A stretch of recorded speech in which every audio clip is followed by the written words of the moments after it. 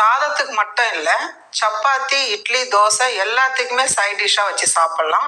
அந்த அளவுக்கு டேஸ்ட்டு நல்லாயிருக்கும். இப்போ ரொம்ப ஈஸியாக இது எப்படி செய்யுதுன்னு பார்க்கலாம். நான் 4 முட்டை எடுத்து வேக வச்சு மேல் தோலை எடுத்து வச்சுருக்கேன். இப்போ இது உள்ளே இருக்க மஞ்சள் கருவை நம்ம எடுத்துடலாம். லைட்டாக இப்படி ஒரு கோடு போடுங்க, அதிகமாக போடாதீங்க. இப்படி போட்டிங்கன்னா வெள்ளைக்கரு தனியாக வந்துடும். இதை போல் எடுத்துருங்க. இதை போல் மஞ்சள் கருவை தனியாக எடுத்துருங்க. இதை அப்படியே வச்சுடுங்க. இதே போல் ஒரு முட்டையிலையும் மஞ்சள் கருவும் வெள்ளைக்கருவும் தனியாக எடுத்துருங்க. இப்போ வெறும் வெள்ளைக்கரு மட்டும் எடுத்து இப்படி நீட்டாக கட் பண்ணி எடுத்துக்கோங்க. உங்களுக்கு சைஸ் எப்படி தேவைப்படுதோ அதுக்கேற்ற மாதிரி நீங்கள் கட் பண்ணிக்கலாம். இதே போல் இருக்கிற முட்டையெல்லாம் கட் பண்ணி எடுத்து வச்சுக்கோங்க. பேன் சூடானதும் ஒரு 3 டேபிள் ஸ்பூன் அளவுக்கு எண்ணெய் சேர்த்துடலாம். எண்ணெய் சூடானதும் 1/2 டீஸ்பூன் அளவுக்கு கடுகு சேர்த்துடலாம். கூடவே கொஞ்சமாக ஜீரகம் சேர்த்துடலாம். ஒரு பச்சை மிளகாய் பொடியாக இருக்குனது இதே சேர்த்துடலாம். 10 பல்லு பூண்டு எடுத்து நல்லா தட்டி வச்சுருக்கேன், இதே சேர்த்துடலாம். இது சேர்த்து கொஞ்ச நேரம் வதக்கிடுங்க. கூடவே 4 பெரிய வெங்காயம் பொடியாக நறுக்குனது இதே சேர்த்துடலாம். கருவேப்பிலை கொஞ்சமாக. வெங்காயம் சேர்த்து நல்லா வதக்கிடுங்கம்மா. நல்லா ஒரு டார்க் ப்ரௌனாக வரணும், அது வரலும் நல்லா வதக்கி எடுத்துக்கோங்க. இது கூடவே 1/2 டீஸ்பூன் அளவுக்கு இஞ்சி பூண்டு பேஸ்ட்டு சேர்த்துக்கலாம். இதெல்லாம் சேர்த்து நல்லா வதக்கிடுங்க.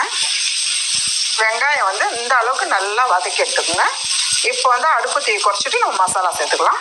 1 டீஸ்பூன் மிளகாய் தூள் சேர்த்துடலாம். 1 டீஸ்பூன் மல்லித்தூள், 1/4 டீஸ்பூன் அளவுக்கு ஜீரகத்தூள் சேர்த்துடலாம். ஒரு 3 சிட்டிக்கு அளவு மஞ்சள் தூள் சேர்த்துடலாம். கூடவே 1/2 டீஸ்பூன் அளவுக்கு காஷ்மீர் மிளகாய் தூள். இது கலருக்காக தான், உங்களுக்கு தேவை இல்லைன்னா நீங்கள் விட்டுடலாம். காரம் இருக்காது, கம்மியாக தான் இருக்கும். 1 டீஸ்பூன் அளவுக்கு உப்பு சேர்த்துடலாம். மிளகாய் தூள் வாசனை போகிற அளவுக்கு நல்லா வதக்கிடுங்க.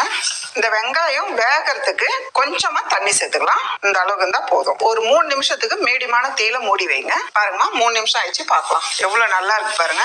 ரொம்ப சிம்பிளான டிஷ் இது. சூடான ரைஸ்ல போட்டு பிசைஞ்சு சாப்பிடும் போது ரொம்பவே சூப்பரா இருக்கும். அதே போல சப்பாத்திக்கு வச்சு சாப்பிடலாம், ரொம்ப நல்லா இருக்கும். பாருங்க, இப்போ நம்ம சேர்த்திருக்க தண்ணி நல்லா இழுத்துருச்சு. அதே போல வெங்காயம் நல்லா வெந்திருக்கு பாருங்க. இந்த அளவுக்கு நல்லா வழவழப்பா இருக்கணும். 1/2 டீஸ்பூன் அளவுக்கு கரம் மசாலா சேர்த்துக்கலாம். 1/2 டீஸ்பூன் அளவுக்கு மிளகுத்தூள். இது 2 சேர்த்து நல்லா பரட்டிடுங்க. ஃபர்ஸ்ட் வெள்ளைக்கரு மட்டும் சேர்த்து நல்லா கலந்துருங்க. மஞ்சள் கரு லாஸ்டா சேர்த்துடலாம். இப்பயே சேர்த்துட்டோமா உடஞ்சிடும். 1 நிமிஷத்துக்கு அப்படியே மூடி வைங்க. கொஞ்ச நேரம் ஆயிடுச்சு, நம்ம பார்க்கலாம். பாருங்க, முட்டையும் வெங்காயமும் நல்லா சேர்ந்து நல்லா இருக்கு பாருங்க. இது கூடவே நம்ம மஞ்சள் கருவும் சேர்த்துடலாம். மஞ்சள் கரு சேர்த்து லைட்டா பரட்டி விட்டாலே போதும், இல்லைன்னா முட்டை உடையும். கூடவே பொடியா நறுக்குன கொத்தமல்லி. அவ்வளோதாம்மா, நல்ல ஒரு ஈஸியான நல்ல ஒரு டேஸ்டான முட்டை மசாலா ரெடி.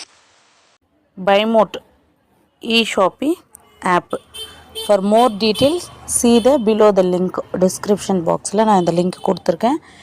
நீங்கள் இந்த BuyMote ஆப்பை நீங்கள் டீட்டெயில்ஸ் பார்த்து தெரிஞ்சுக்கலாம், பொருளும் வாங்கிக்கலாம்.